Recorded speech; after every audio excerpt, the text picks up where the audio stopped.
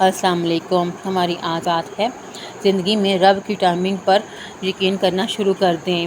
یاد رکھیں، جب اللہ نوازتا ہے آپ کے صبر کے بعد، تو وہ جو درمیان میں آپ کو محسوس ہو رہا ہے نہ کہ میں نے بہت نقصان اٹھا لیا، میں نے بڑا ٹائم ویسٹ کر دیا، میری بڑی عمر گزر گئی، میں نے تو عمر ہی گزار دی مصیبتوں کے اندر۔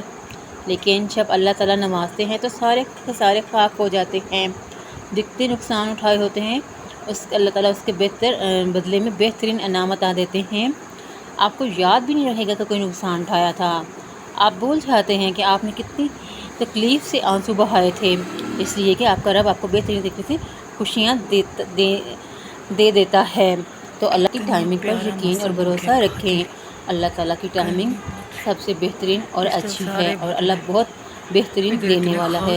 ان اللہ علی کل شیء قدیر، اور اللہ ہر چیز کا نعم البدل دیتا ہے۔